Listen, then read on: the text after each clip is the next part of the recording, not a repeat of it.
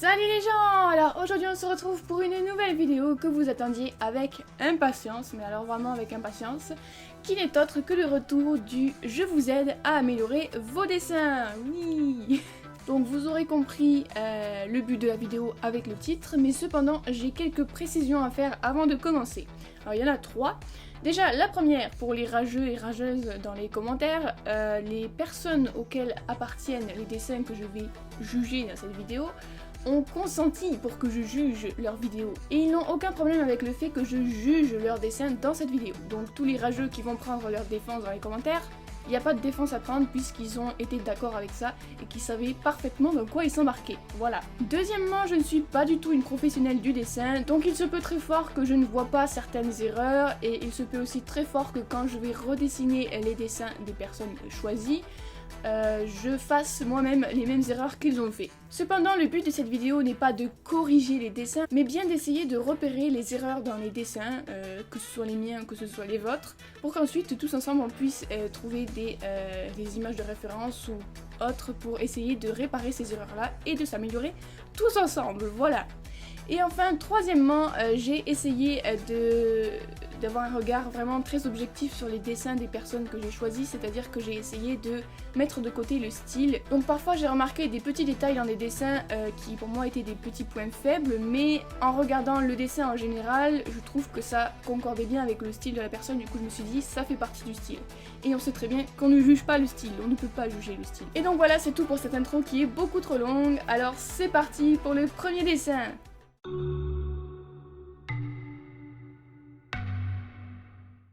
Alors voici le premier dessin, alors il est vraiment super mignon et super beau. Les seuls petits points faibles que j'ai remarqués, c'est l'espacement entre les yeux, le positionnement de la bouche et les proportions du corps en général. Sinon, c'est vraiment super beau. Alors le premier petit conseil concernant les proportions, c'est d'essayer de faire un genre de schéma ou un squelette avant de commencer votre dessin. Le problème, c'est qu'au début, votre cerveau est un peu débile et qu'il n'a pas vraiment le concept des proportions dans la tête. Du coup, il va vous falloir des images de référence, pour vous aider bien sûr.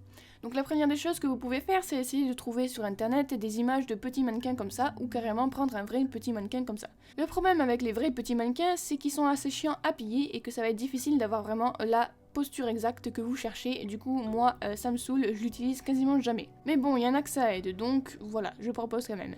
Et la deuxième option, c'est de vous prendre en photo dans la pose que votre personnage est censé avoir. Comme ça, vous allez être vous-même votre modèle et vous allez pouvoir vous baser sur vous pour pouvoir faire votre personnage. Voilà. Une fois que c'est fait, on va pouvoir s'attaquer aux détails. Alors, une chose que j'avais remarqué dans le visage du dessin original, c'est que les yeux étaient beaucoup trop écartés.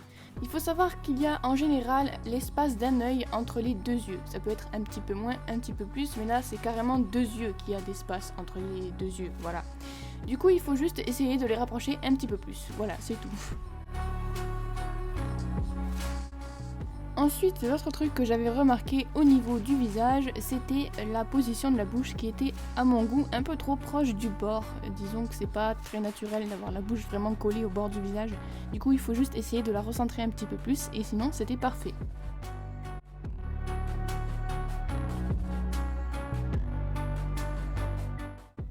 Maintenant, c'est l'heure de la petite astuce pour la main. Donc, comment je fais mes mains? C'est tout simple. Je dessine la paume de la main assez grossièrement dans un espèce de quadrilatère bizarre.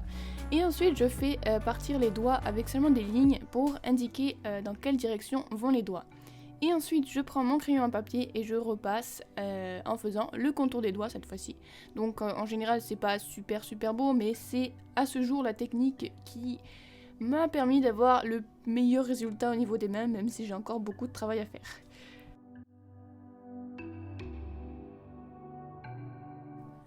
Et enfin, le troisième truc que j'avais remarqué, c'était la proportion du corps en général, mais plus précisément la taille du buste comparée à la taille des épaules.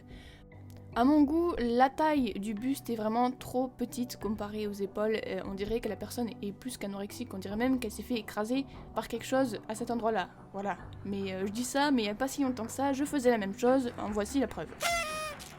Donc pour régler ça, il suffit juste de faire le buste un petit peu plus large pour essayer en fait que ce soit que ça suive en fait la courbe des épaules. Je sais pas si vous voyez. Je sais pas trop comment expliquer ça, mais en prenant votre photo modèle de vous ou alors votre mannequin, vous pouvez voir que ça suit quand même les épaules et le buste ne part pas vraiment tout fin comme ça. Il reste quand même assez aligné, assez droit, en concordance avec les bras et les épaules. Du coup, il faut essayer de trouver, suivant la carrure que vous voulez mettre à votre personnage, il faut essayer de trouver une image de référence qui vous aidera vraiment beaucoup à avoir les bonnes proportions pour le type de carrure de votre personnage. Et maintenant est venu le temps de dessiner les vêtements. Alors un petit conseil pour ceux qui ne savent pas trop comment dessiner les vêtements, si vous galérez vraiment avec un vêtement spécifique, vous n'avez qu'à l'enfiler vous-même et encore une fois vous prendre comme modèle. Comme ça vous allez pouvoir voir comment le vêtement réagit suivant les poses que vous prenez et donc suivant les poses que votre personnage va prendre. Donc là par exemple le personnage porte une chemise, alors vous pouvez observer comment est foutu le col d'une chemise, comment elle se plie au niveau des épaules, comment elle se plie au niveau du coude, très important. Et aussi vous pouvez même observer l'espèce de col de poignet, si on peut l'appeler comme ça. Vous pouvez essayer de voir comment il est fait pour ensuite pouvoir le dessiner le plus réalistement parlant dans votre dessin. Par contre j'avoue que là je nage dans cette chemise alors que le personnage n'est pas censé nager dans la chemise, mais bon, il faut essayer de se débrouiller avec ce qu'on a, voilà. Donc maintenant que vous avez votre modèle, c'est-à-dire vous ou alors une image sur internet, vous allez pouvoir améliorer votre façon de dessiner les vêtements, ou du moins la rendre un peu plus réaliste, voilà. Ensuite pour la couleur, j'avais rien à dire, on parlera de ça un peu plus en détail dans le prochain dessin. Et voilà le résultat pour le premier dessin, alors maintenant on va pouvoir passer au second.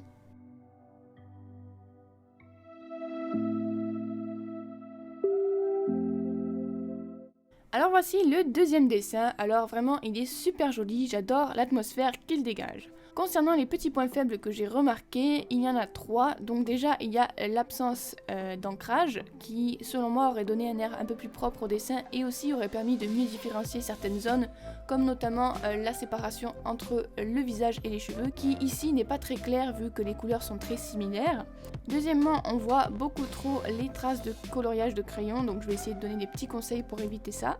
Et troisièmement, l'absence totale d'ombrage et de reflets de lumière. Alors ça c'est facultatif parce que ça dépend vraiment du style, il y a certaines qui vont faire des ombrages et d'autres pas, mais selon moi ça va quand même donner un peu plus de cachet au dessin, un peu plus de contenu au dessin, donc je vais quand même essayer de donner des petits conseils, comme ça aidera le plus grand nombre d'entre nous.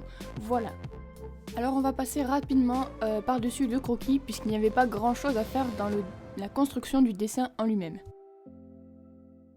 Maintenant on peut passer au conseil de coloriage. Alors le premier conseil pour éviter les traces de crayon de couleur notamment, c'est d'essayer de dessiner, enfin de colorier sur une surface plane qui n'a pas de petits accrochages comme mon bureau qui est absolument dégueulasse. Donc prenez un livre ou quelque chose qui est vraiment super plat, super lisse pour pouvoir bien colorier.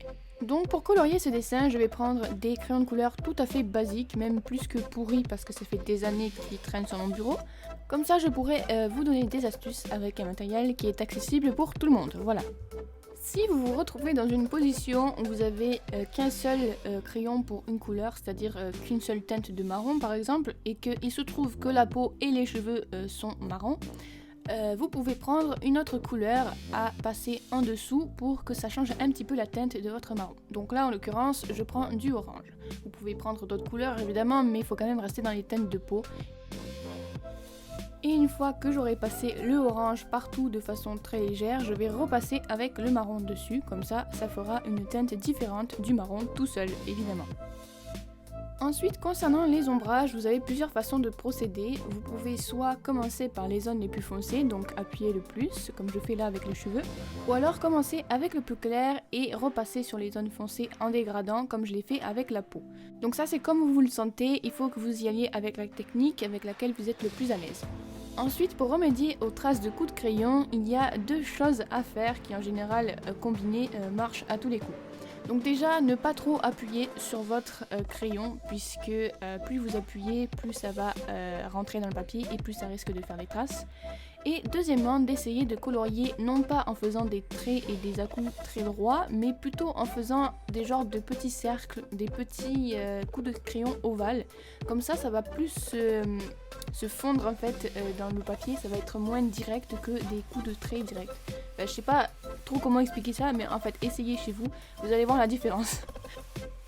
Maintenant pour ce qui est de où placer les ombres et les lumières, il faut y aller avec la logique. Bon, ça doit faire au moins 10 fois que je dis ça et ça doit faire une bonne centaine de fois que je dis que je vais faire une vidéo là-dessus mais que j'en ai toujours pas fait.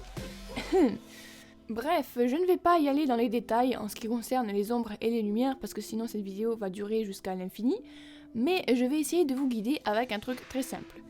Repérez les choses qui ressortent le plus dans votre personnage. Donc ça peut être le nez, le visage par rapport au cou, les lèvres par rapport au visage, les seins pour les filles qui ressortent, l'ombre portée des vêtements sur la peau par exemple, ou des vêtements sur les autres vêtements s'il y en a un qui est au-dessus de l'autre. Donc essayez de repérer ces zones-là. Et en fait, dites-vous que là où ça ressort le plus, c'est là qu'il faut mettre la lumière, et que en dessous de là où ça ressort, il faut mettre de l'ombre. Si vous voulez avoir un ombrage vraiment basique avec la lumière qui vient d'en haut. Après, c'est un peu plus compliqué quand votre lumière vient des côtés, d'en dessous, de derrière, mais on va pas rentrer dans les détails comme je vous l'ai dit. Là, j'ai vraiment fait l'ombrage et la lumière comme si la lumière venait vraiment d'en haut, en face de la personne. Et voilà le résultat, alors j'espère que ça vous aura aidé d'avoir des petits conseils au niveau du coloriage, voilà. Et voilà, c'est déjà la fin de cette vidéo. Alors j'espère que ce retour de format vidéo vous aura plu. Je sais qu'il avait beaucoup plu à l'époque, voilà. Donc j'espère que cette vidéo vous aura aidé à vous améliorer dans vos dessins, à trouver les erreurs dans vos dessins et à essayer de les corriger. Comme ça, on essaye de tous apprendre en s'amusant, voilà.